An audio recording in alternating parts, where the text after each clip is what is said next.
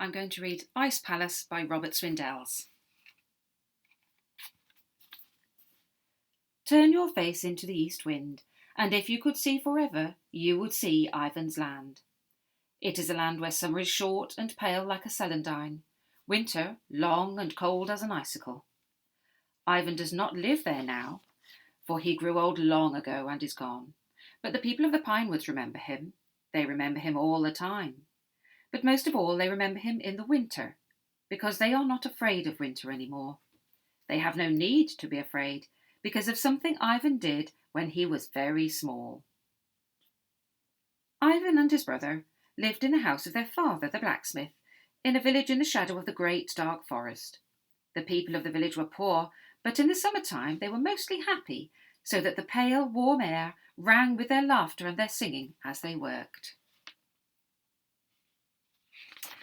But the short summers gave way to autumn, and their songs became sad songs, and their laughter thin, for they knew that far away to the north, Stargic was greasing the runners of his sled and rounding up his wolves. Stargic. Whisper his name and it was winter in your heart. Hissing over the crisp snow in the black of night came Stargic behind his hungry team. Their eyes were yellow, and their fangs were white.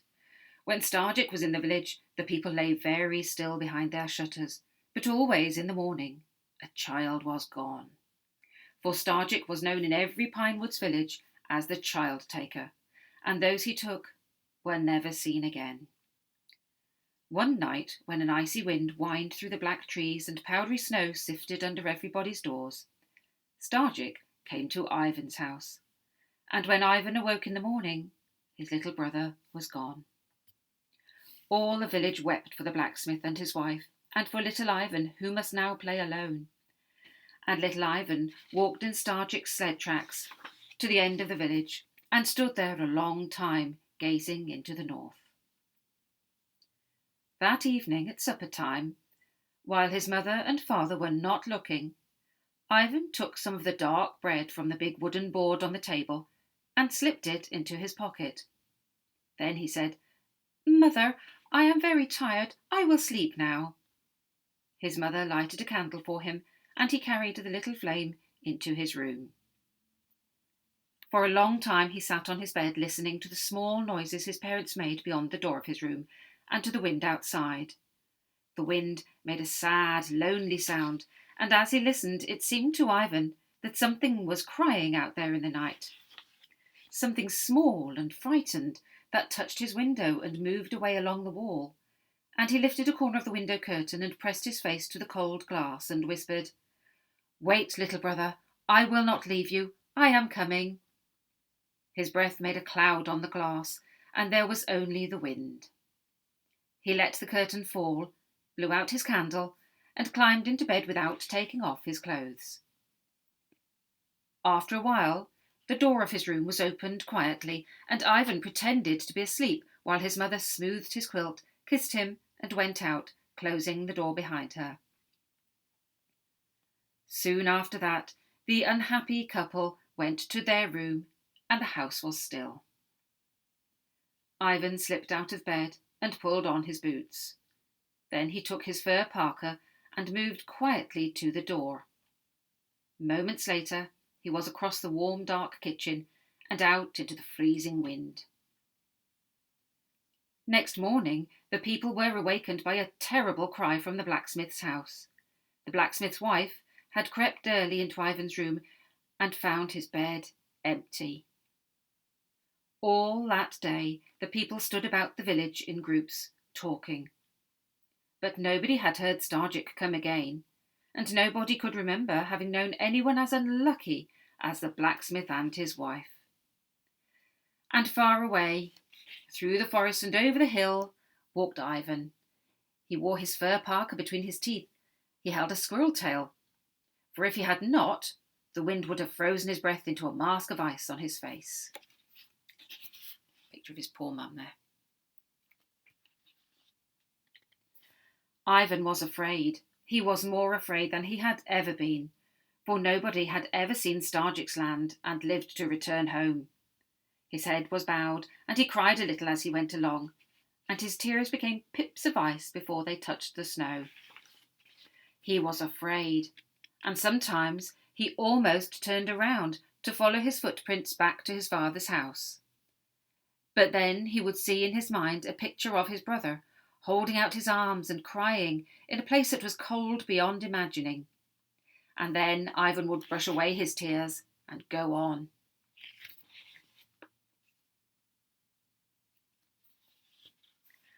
On and on he went, and when it began to grow dark, he found a snowdrift and tunnelled into it, as his father had taught him.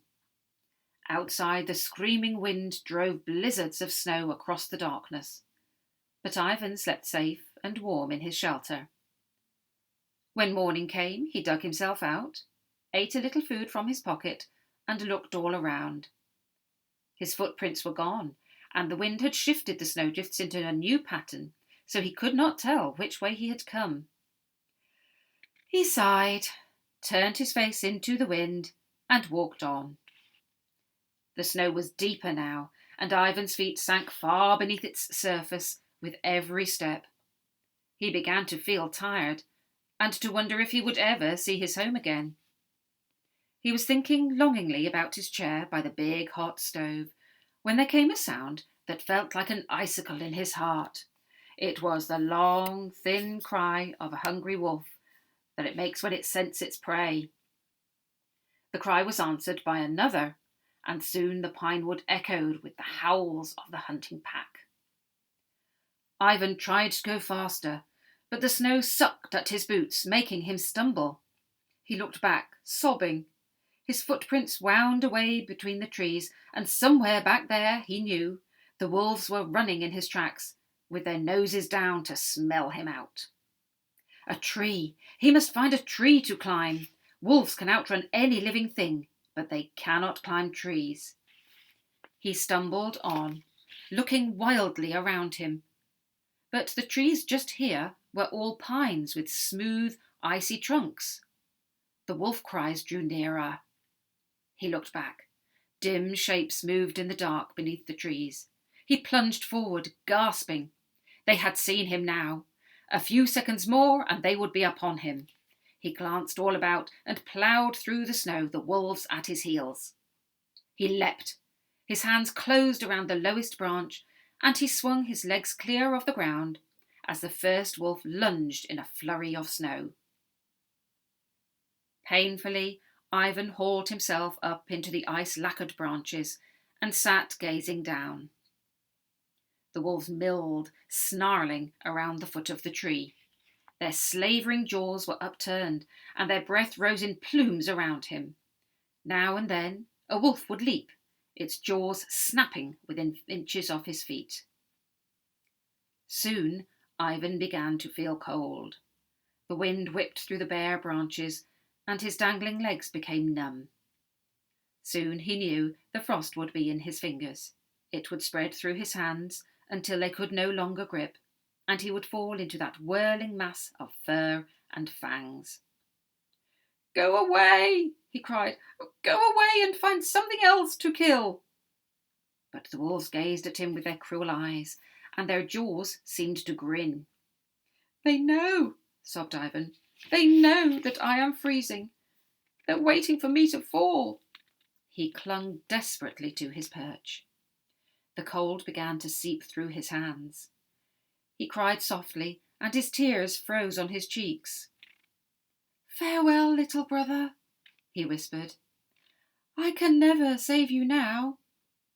His eyes felt heavy, and his head sank slowly until his chin rested on his chest.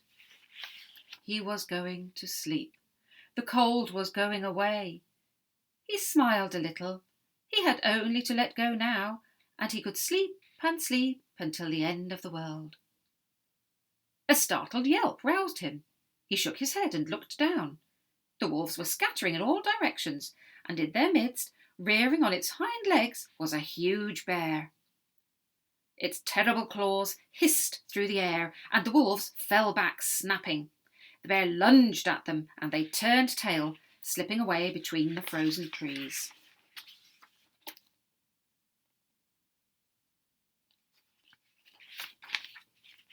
Ivan cried out joyfully, then gaped with horror. Bears kill people, and bears can climb. He pulled up his feet, trying to move higher. The bear dropped onto all of its 4 feet and stood a moment, snarling into the forest. Then, with only an upward glance at the boy, it loped off, melting soon among the shadows of the pines. Stiffly, Ivan climbed down. He peered fearfully all around, but the wolves were gone, and there was no sign of the bear.